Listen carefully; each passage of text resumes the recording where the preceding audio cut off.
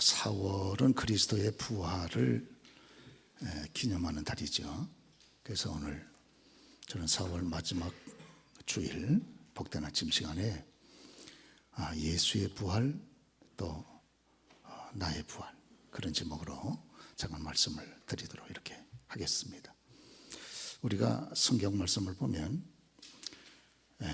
사람은 사람을 구분할 때 여러 가지 조건을 두고 구분을 합니다만은, 그러나 하나님께서는 사람을 구분할 때 딱 두 가지로 나누어서 구분한다 하는 것을 알 수 있습니다. 오늘 본문 말씀 22절 보니까 하나는 아담 안에 있는 사람, 그리고 또 하나는 그리스도 안에 있는 사람, 딱 둘로 구분을 합니다. 사람이 사람을 구분할 때는 뭐 여러 가지 조건을 많이 대죠. 그러죠. 그러나 하나님은 딱 두 가지, 가장 중요한 두 가지, 그리스도를 기준으로 해서 그리스도 안에 있는가 아니면 그리스도 밖에 있는가, 그것으로 구분을 합니다. 아담 안에 있다고 하는 것은 이 땅 위에 육체를 가지고 어머니를 통해서 태어났을 때 그 영혼이 첫사람 아담의 원죄를 유전받아서 그 영혼이 죽은 상태로 태어난 그런 분들을 말하지 않습니까? 그러니까 하나님과 분리가 되어 있고, 죽음이라는 건 분리니까 태어나면서부터 아담의 원죄 가운데서 하나님과 분리되어 있고 하나님을 의식치 못하고 그렇게 살아가는 분들이죠. 영혼이 죽은 상태로 살아가는 그런 분들을 아담 안에 있는 사람들이라 그렇게 말을 하죠. 그런데 그리스도 안에 있는 사람들, 아담 안에서 그리스도 안으로 인생의 주소가 옮긴 사람들이 있다, 그 말이죠. 누군가의 전도를 통해서 성령의 도우심을 통하여 우리가 인생의 주소가 첫사람 아담 안에서 그리스도 안으로 그렇게 옮긴 사람, 그래서 자기의 죄를 그리스도의 공로로, 십자가 부활의 공로로 해결을 받고 하나님의 무서운 진노에서 벗어난 사람들, 그래서 이 땅 위에 한정된 나그네 인생의 여정을 살다가 끝나면 하나님이 예비하신 저 천국 영광의 영생을 얻을 사람들, 이 사람들을 그리스도 안에 있는 사람들이라고 그렇게 말하지 않습니까? 또 성경은 이런 분들을 하나님의 자녀라, 그렇게 참 영광스러운 칭호를 주어서 그렇게 일컫고 있습니다. 오늘 그렇습니다. 오늘 그리스도 안에 있는 사람들에게는 하나님이 주시는 여러 가지 참 복이 있습니다. 성경 하나님의 말씀을 보면 먼저 그리스도 안에 있는 사람들에게 칭의가 주어진다, 이렇게 얘기를 합니다. 칭이라는 말은 칭할 칭자, 오르르 이자, 그래서 옳다, 그렇게 칭함을 받는 사람들이 된다, 그 말이죠. 그래서 오늘 이 그리스도 예수 안에 있는 사람들은 이렇게 칭의의 은총을 받는 사람들이 된다는 겁니다. 칭의라고 하는 것은 사실은 법적 용어인데요, 재판관이 죄인을 향해서 죄 없다고, 무죄하다고 공적으로 선포해 주는 겁니다. 무죄.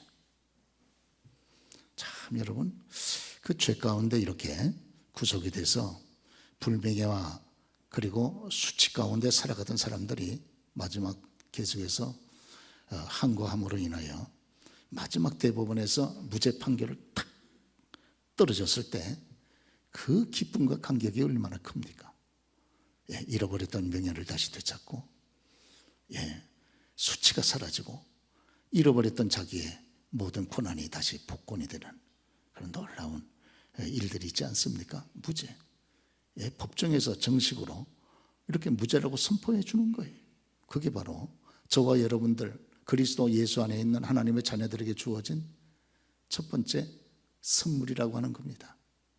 그래서 이런 칭의를 받은 사람들은 하나님의 진노에서 벗어나게 돼 있어요.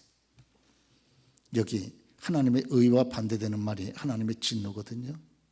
그러니까 그리스도 예수 안에 있는 사람들은 그리스도의 이 위대한 구속의 공로를 내가 덧입기 때문에 하나님의 진노와 심판에서 벗어난다는 거예요. 그러나 만약에 그리스도 밖에 있게 되면 얘기는 전혀 달라집니다. 자기의 죄 문제가 해결이 되지 않았기 때문에 하나님의 진노 가운데 살다가 이 육체의 생명과 육체의 기능이 끝나는 그날, 그는 하나님의 심판과 진노 가운데 떨어지게 되는 거죠.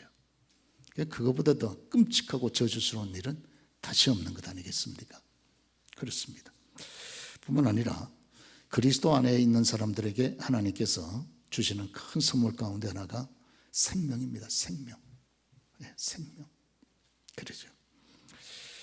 생명이라는 말은 영혼이 다시 살아난다. 하나님의 생명이 주어졌다 하는 말은 그 영혼이 다시 살아난다 그 말이죠. 사람은 사실은 창조될 때 하나님께서 육체와 함께 영혼 두 가지로, 두 요소로 인간을 창조해 주지 않으셨습니까? 그래서 어머니의 모태를 통해서 사람이 이 땅에 태어날 때에는 첫사람 아담의 원죄를 유전을 받아서 그 영혼은 죽은 상태로 태어납니다. 그래서 육체는 살아있는데 하나님께서 그렇게 귀하게 허락하신 그 영혼은 죄로 인하여 죄를 유전받아서 죽은 상태로, 사산된 상태로 태어나는 거죠. 우리가 육체가 참 여러분 죽은 상태로 태어난 아기들을 사산했다 그러지 않습니까? 육체는 분명히 살았는데 영혼은 사산된 거예요. 그래서 하나님과 완전히 분리된 상태에 있는 거죠. 전혀 하나님을 의식하지 못합니다. 하나님을 알지도 못하고 하나님을 찾지도 않고 그대로 죄 가운데 이 땅에 살아가게 되는 것이죠. 그래서 시편 51편 5절에 보면 내가 죄악 가운데 출생하였으며 모친이 죄 중에서 나를 잉태하였나이다 그렇게 말씀을 하고 있습니다. 그런데 이 죄 가운데 죽은 영혼을 가진 그런 이분이 누군가의 영혼을 귀히 여기는 누군가의 이런 전도를 받게 됐을 때 그때 전도와 함께 성령께서 함께 개입해서 그 듣는 분의 마음에 감동하지 않습니까? 그렇게 되면 그리스도를 내 구주와 주님으로 영접하게 되는 거죠. 이때 그의 인생의 근본적인 죄 문제가 해결이 되고 그리고 그리스도 안에서 구원받은 하나님의 사람으로 거듭나게 된다 하는 것입니다. 우리 예수님께서 그의 제자들 가운데 하나가 내가 먼저 가서 나의 가족 중에 죽은 자가 있는데 죽은 자를 먼저 좀 장사 지내고 오게 해 주십시오. 그렇게 주님께 말씀을 드렸어요. 그때 우리 주님께서 하시는 말씀이 죽은 자들을 장사하게 하고 너는 나를 쫓으라 그렇게 말씀을 했습니다. 죽은 자들로 죽은 자들을 장사하게 하려는 거예요. 그렇죠. 육체는 살아있으나 그 영혼이 죽어있는 그 죽은 자들로 육체가 죽은 자들을 장사하게 하려는 거예요. 그리고 주님께서 그를 자신을 쫓으라고 그렇게 말씀하는 장면이 나와 있습니다. 고린도후서 6장 17절 말씀 보면 내가 너희를 영접하여 너희에게 아버지가 되고 너희는 내게 자녀가 되리라. 내가 너희를 영접하여 너희는 너희에게 내가 아버지가 되고 너희는 내게 자녀가 된다는 거예요. 그렇죠? 전능하신 주의 말씀이라는 겁니다. 우리가 핸드폰을 사게 되면 스마트폰을 사게 되면 스마트폰을 제조한 날이 있고 그리고 개통한 날이 따로 있지 않습니까? 개통을 해야 제기능이 발휘되는 그런 날이 따로 있거든요. 마치 이 땅에 육체로만 태어난 사람은 핸드폰이 제조된 것과 같은 제조일자만 가지고 있는 사람과 같은 거예요. 그러니까 제기능을 하나님 앞에서 감당을 못하는 사람과 같습니다. 그러죠. 하나님께서 사람을 창조하셨을 때 하나님의 영광을 위해서 창조했는데 이 땅에 육체만 영혼이 죽은 상태로 태어나게 되면 전혀 하나님과 분리되어 하나님을 의식하지 못하고 살아가게 되니까 하나님이 창조하는 목적을 이루지 못하게 되는 것이죠. 제기능을 인간으로서의 제기능을 제대로 발휘하지 못하게 되는 것이죠. 그러나 비로소 이제 개통을 하게 될 때 그때 핸드폰이 제기능을 발휘하게 되면서 여러분 우리가 사용하게 되지 않습니까? 비로소 그리스도 안에 거하게 될 때 비로소 하나님과의 분리시켰던 이 죄 문제가 해결이 됐을 때 내가 인간으로서 하나님의 자녀로 하나님 앞에서 다른 삶을 걸어가게 된다. 그렇게 볼 수가 있게 되는 것입니다. 오늘 예수님께서는 하나님의 아들이 아니십니까? 우리가 아시는데 제2위 성자 하나님이시죠. 그런 걸 하나님 되신 예수님께서 죄가 있을 리가 없어요. 그런 걸 히브리서 4장 15절에 보면 그리스도 예수는 우리와 똑같은 시험을 받은 자로 돼 죄는 없으시리라 그랬습니다. 고린도 후서 5장 12절에 보니까 예수님을 가르쳐서 예수님은 죄를 알지도 못하셨다 그렇게 말씀하셨어요. 그러죠.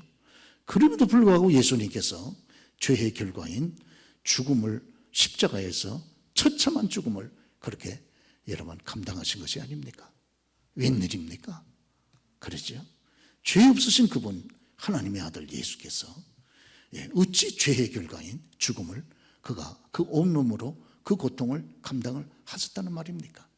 이것은 우리가 성경에 보면 예수님께서 자신님이 죄가 있어서가 아니고 저와 여러분들의 각자의 죄를, 우리의 죄를 예수님 대신 그 몸으로 담당하셨다 이렇게 성경이 기록이 되어 있습니다. 하나님의 아들 예수, 죄 없는 하나님의 아들 예수께서 그 죄 없는 그 몸에 저와 여러분 한 분 한 분의 죄를 담당해 주셨기 때문에 우리가 죄로 말미암은 저주와 형벌과 하나님의 진노를 여러분 벗어나게 된 것이 아닙니까? 믿기를 축원합니다. 그래서 우리가 베드로전서 2장 24절 말씀 보면 그는 죄를 범치 아니하시고 또 그 입에 거짓도 없으시며 우리 같이 한번 읽어보실까요? 친히 나무에 달려 그 몸으로 우리의 죄를 담당하셨으니 이는 우리로 죄에 대하여 죽고 의에 대하여 살게 하려 하십니다. 그 몸으로 저와 여러분의 죄를 담당을 하셨다는 거예요. 죄 없으신 그분이. 그리고 내 죄값으로 인해서 죄의 싹은 사망이라 그랬으니까 십자가에서 죽으셨다는 겁니다. 그렇죠? 우리가 히브리서 2장 9절 말씀 보면 죽음의 고난 받으심으로 인하여 또 한번 같이 읽어보겠습니다. 죽음의 고난 받으심으로 말미암아 영광과 존귀로 관을 쓰신 예수를 보니 이를 행하심은 하나님의 은혜로 말미암아 모든 사람을 위하여 죽음을 맛보려 하심이라 이랬습니다. 여러분 맛볼 게 따로 있지 죽음을 맛봅니까? 경험할 게 따로 있잖아요. 그러죠? 그런데 우리 예수님은 저와 여러분을 대신해서 죽음을 주님께서 맛보셨다는 거예요. 죄 없는 그분이. 그렇죠? 그래서 죄는 저와 여러분이 짓고 무서운 죽음과 여러분 죄의 형벌은 주님께서 대신 받으셨기 때문에 십자가 위에서 그래서 그리스도 예수 안에 있게 되면 그의 십자가의 위대한 공로를 덧입고 우리가 죄가 없는 사람처럼 마치 새하얀 하얀 도화지처럼 그렇죠? 여러분 하얀 하나님 앞에서 의로운 흰옷을 우리가 입게 되는 것이 아니겠습니까? 그렇습니다. 그리고 우리 예수님께서 3일 만에 다시 그렇게 살아나셨다. 유대인들의 장례법은 그 시신을 거의 그렇게 여러분 염원해서 굴에다가 그렇게 장사를 지내지 않습니까? 저와 여러분의 육체가 얼마나 소중합니까? 일생에 이 땅 위에 저와 여러분 살아가는 동안에 우리의 육체가 그렇게 말 한마디 하지 아니하고 불평 한마디 하지 아니하고 저와 여러분을 잘 섬겨서 기능을 발휘해 줬기 때문에 저와 여러분들이 이렇게 이런 건강하고 복된 삶을 걸어가는 것이 아닙니까? 우리의 이 시신조차도 이 육체조차도 얼마나 소중해요. 이 육체를 소중히 여기는 것이죠.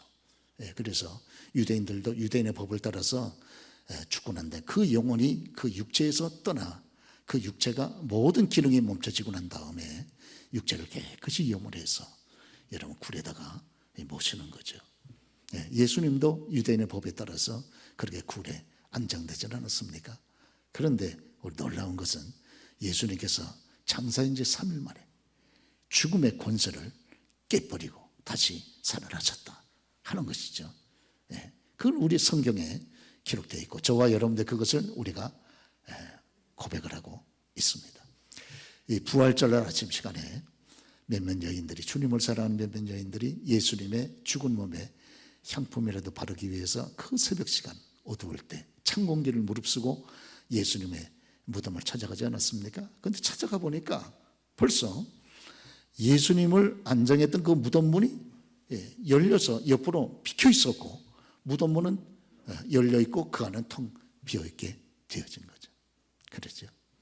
우리 예수님께서는 벌써 그 여인들이 찾아오기 전에 주일날 새벽 시간에 죽음의 권세를 이기고 벌써 살아나신 거죠. 그래 나가신 거죠, 무덤 속에. 그러죠. 그런데 우리 예수님은 무덤 문이 닫혀 있거나 열려 있거나 상관없이 부활하신 예수님은 나오실 수 있지만, 그 새벽에 무덤을 찾은 그 여인들을 위해서 무덤 문을 열어놓으신 거죠. 천사를 통해서. 그렇습니다. 오늘 우리 예수님이 고린도전서 15장 20절 말씀 보니까 그리스도께서 죽은 자 가운데서 다시 살아나사 잠자는 자들의 첫 열매가 되셨다 그랬습니다. 우리 예수님은 잠자는 자들의 첫 열매가 되셨어요. 이 땅 위에 인간으로 첫사람 아담의 죄를 그렇게 유전받아서 죄의 결과로 죽었던 모든 사람들 가운데 예수님은 부활의 첫 열매가 되셨습니다. 구약시대에도 하나님의 특별한 섭리 가운데 다시 살아나신 분이 있잖아요. 그러나요, 그분들이 온전한 부활자라고 말할 수 없습니다. 왜? 부활하신 다음에 다시 죽었거든요. 그렇죠? 그러나 우리 예수님은 부활하신 다음에 영원히 살아계시는 거예요. 영원히. 그런 거로 진정한 부활의 첫 열매는 예수님인 줄로 그렇게 믿습니다. 첫 열매라고 하는 것이 무슨 말인가? 첫 열매는 나머지 열매를 대표하는 것입니다. 우리가 구약성경 보면 여러분, 벌이나 밀을 거두게 될 때 그 첫 단을 주님 앞에 바치는 초실절이 있지 않습니까? 그렇습니다. 6월절 다음 날이 초실절이죠. 그래서 처음에 제일 먼저 거둔 그런 보리의 첫 단을 주님 앞에 드리면서 감사하고, 또 우리가 맥주 감사절이라고 있지 않습니까? 맥주절, 오순절, 그리고 또 50일째 되는 날 밀의 첫 단을 거두어서 하나님 앞에 감사하면서 여러분 드리는 그런 맥주절 절기를 저와 여러분이 우리가 지키지는 않습니까? 이 부활의 첫 열매라고 하는 것은, 첫 단이라고 하는 것은 나머지 모든 것을 대표하는 그런 것이 됩니다. 그리고 첫 단을 드린다고 하는 것은 하나님 앞에 나머지 모든 것을 드린 것과 같아요. 밀의 첫 단을 드린다는 것은 나머지 모든 생산하는 모든 밀을 주님 앞에 드린 것과 같다, 그 말이에요. 그렇죠? 저와 여러분이 그래서 우리의 소득의 첫 열매인 11조를 주님 앞에 첫 열매로 드리지 않습니까? 그것은 나머지 우리의 모든 소득을 주님 앞에 드린 것과 같은 의미가 있는 것이 아닙니다. 그러니까 주님께서 그렇게 기뻐하시는 거죠. 그렇죠? 그렇습니다. 오늘 또 이 주님께서 첫 열매가 되셨다고 하는 것은 나머지 그 다음 열매가 부활할 것을 향한 보증입니다. 보증. 우리가 첫 열매가 딱 맺히는 걸 보면 그 다음 열매들이 줄줄이 맺히겠구나 하는 것을 확신할 수 있습니다. 그렇죠? 그렇습니다. 그렇기 때문에 주님께서 이 첫 열매가 되셨다고 하는 건 나머지 모든 주 안에 있는 성도들의 부활을 보증하는 것입니다. 주님께서 우리의 머리가 되시지 않습니까? 주님 머리로서 부활하셨으니까 주님의 머리에 붙어있는 지체된 모든 성도들은 반드시 부활합니다. 할렐루야. 그렇죠. 주님께서 우리의 머리로, 여러분, 대표로 부활하셨다, 그 말이에요. 그러니까 그 나머지 모든 분들이 부활할 것에 대한 확실한 보증이 되는 거죠. 확실한 보증. 그렇습니다. 오늘 또 주님께서 부활의 첫 열매로 여러분 이 살아나셨다는 의미가 무엇입니까? 첫 열매 다음에 맺히는 모든 열매들은 첫 열매하고 종류가 같습니다. 첫 열매가 사과 열매인데 그 다음에 맺히는 열매가 포도 열매가 맺힐 수 있겠습니까? 있을 수 없는 얘기죠. 첫 열매가 사과 열매면 그 다음에 맺히는 열매도 그 종류는 다 똑같이 사과 열매가 맺히는 거 아니겠어요? 주님께서 부활의 첫 열매가 되셨다고 하는 것은 저와 여러분도 그리스도의 위대한 형상을 쫓아 여러분 그와 같은 모습으로 부활할 것을 우리들에게 약속하시는 말씀인 줄로 믿습니다. 물론 크고 작은 차이는 있어요. 크고 작은 차이. 우리가 고린도전서 15장의 말씀 봐도 해의 영광이 다르고 달의 영광이 다르고 별의 영광이 다르고 별과 별의 영광이 다르다는 것처럼 각각 부활은 하되 영광은 다르고 상급은 다릅니다만은, 그러나 그리스도께서 부활하신 것처럼 저와 여러분도 부활할 것을 확실히 성경이 우리들에게 교훈하시는 줄로 믿습니다. 그렇기 때문에 이 땅에 살아가는 동안 그리스도를 위해서 우리가 십자가와 같은 여러 가지 어려움이 있을 때에 기쁨을 그것을 감당하는 것이 아닙니까? 왜? 그리스도를 위해서 만약 십자가와 같은 그런 짐을 우리가 감당했다 그러면 그것이 바로 우리들에게 주어질, 부활 때 우리에게 주어질 상급이고 영광이기 때문에 그런 것이 아니겠어요? 그렇습니다. 그렇기 때문에 갈라디아 6장의 말씀을 보면 사도 바울은 이후로는 아무도 나를 괴롭히지 마라. 내 몸에 그리스도의 흔적을 가졌노라. 그렇게 말씀을 했습니다. 그리스도를 위해서 그가 당했던 모든 흔적들이 하나님 앞에서 그의 영광이고 그의 상급이고 그의 자랑이라고 그렇게 사도 바울은 담대하게 말씀을 하고 있는 것이거든요. 그런 거로 살아가는 교회 여러분, 그리스도를 위해서 우리가 당하는 여러 가지 어려움이 있다고 할지라도 그것 때문에 낙심할 것도 없습니다. 힘들어할 것도 아니고요. 오히려 그런 어려움이 저와 여러분에게 주시는 이 땅 위에서와 주님 앞에서 상급이 되고 그것이 우리의 보상이 되고 우리의 축복이 된다 그러면 그래서 기쁨으로 맞이할 필요가 있지 않겠나 그 말이에요. 오늘 우리가 영상을 통해서 일본의 그 성도님들이 일본이 저렇게 우상을 많이 섬기는데도 불구하고 그렇게 여러분 힘을 다해서 선교사들이 가서 생명 바쳐 오늘도 여러분 선교하고 있지 않습니까? 그것은요, 일본에 지금은 저렇게 불신한 가운데 우상 숭배로 꽉 차 있지만 그들의 전에 참 신실한 믿음의 종들이 많이 순교한 이 순교의 피가 일본 땅 저 저변에도 흐르고 있기 때문에 그렇습니다. 우리가 오늘 여기 여러분 후미오라고 하는 그런 제도를 우리가 보지 않았습니까?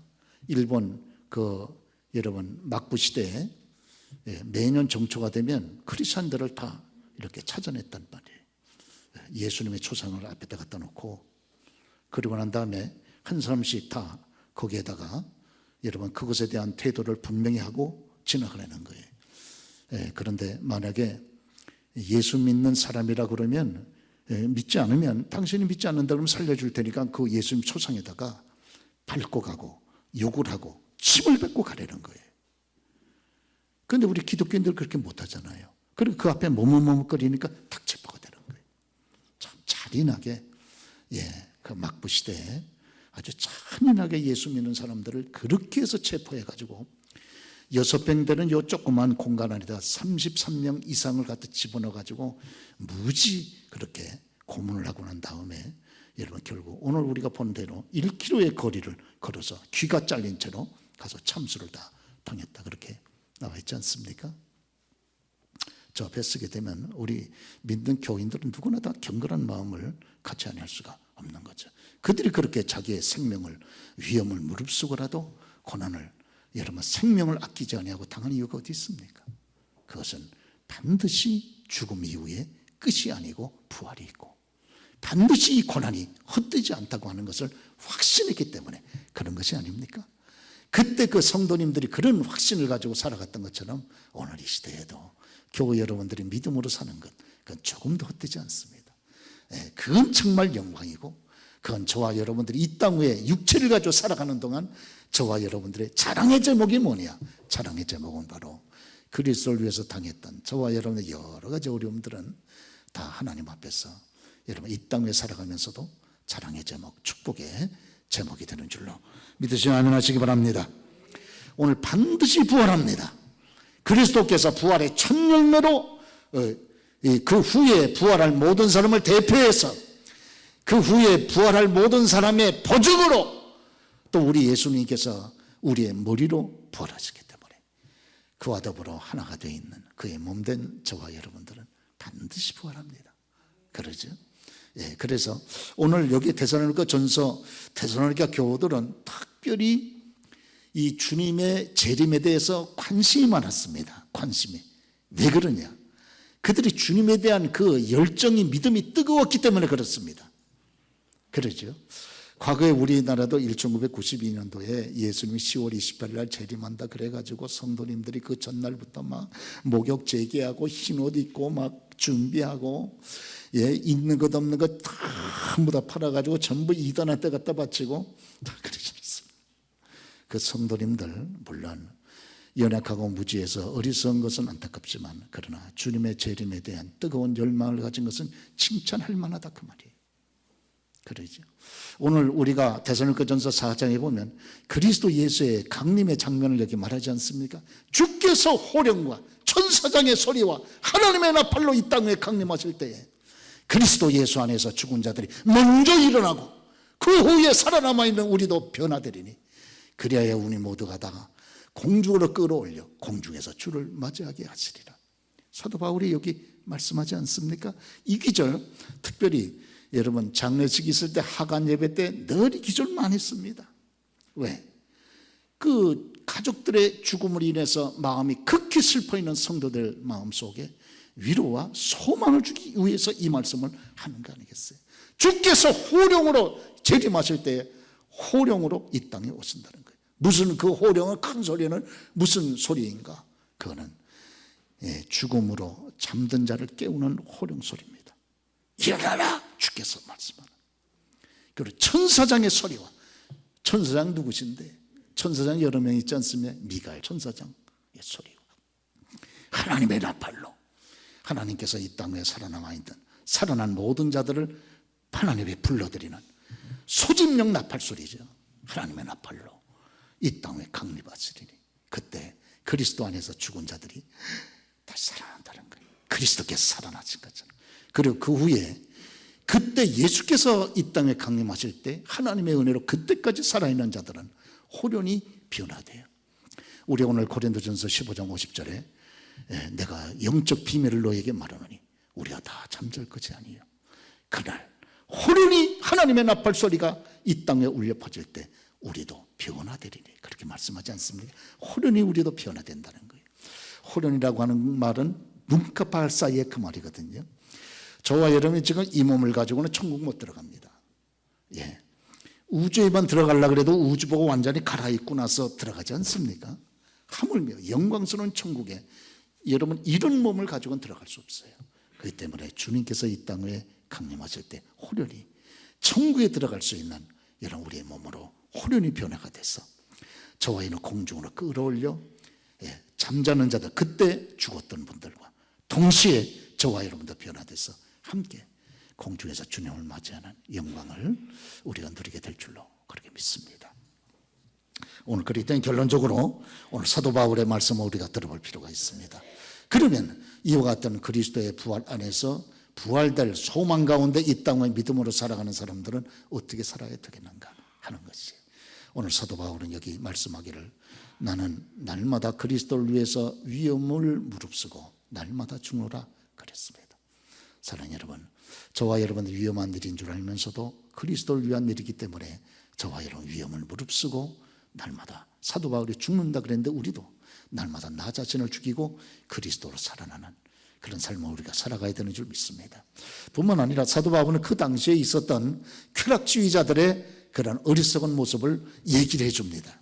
그 당시에 쾌락주의자들, 예수님의 부활을 믿지 않았던 쾌락주의자들의 표가 하나 있었습니다. 그것은 내일 죽을 터이니 먹고 마시고 즐기자. 그게 그 사람들의 표였었어요. 마치 그리스도의 부활도 없는 것처럼 나의 부활도 없는 사람들처럼 불신자처럼 이렇게 쾌락주의에 빠져서 살면 안 된다는 거예요. 오늘 디모데전서에 보니까 향락을 좋아하는 자는 죽은 자니라 그랬습니다. 늘 향락이 삶의 목표야. 쾌락이 삶의 목표야. 여러분 쾌락은 상당히 귀한 것이지만 하나님이 저와 여러분들에게 식욕, 성욕, 명예욕 이런 것들을 주셔서 우리로 하여금 여러분 즐기도록 하지 않았습니까? 이것은 하나님이 정한 테두리 안에서 누리고 하는 것은 대단히 귀한 것이지만 여러분 하나님의 법의 테두리를 벗어나서 오직 그거에다가 목표만 두고 쾌락, 일변도 삶, 향락, 추구, 일변도 삶을 살아가면 이건 정말 헛된 완전히 실패한 버림받은 삶이다 하는 것을 우리가 생각하지 않을 수 없습니다. 특별히 우리가 전도서 2장에 보면 예루살렘 임금으로 전도자의 탄식과 여러분 참회의 기록이 여기 나와 있지 않습니까? 우리가 전도서 2장 말씀 보면 그때 예루살렘의 왕이었던 참 여러분 그렇게 전도자가 깊이 탄식합니다. 깊이 그렇게 여러분 그렇게 애통하는 장면이 있지 않습니까? 그 이유가 어디 있습니까?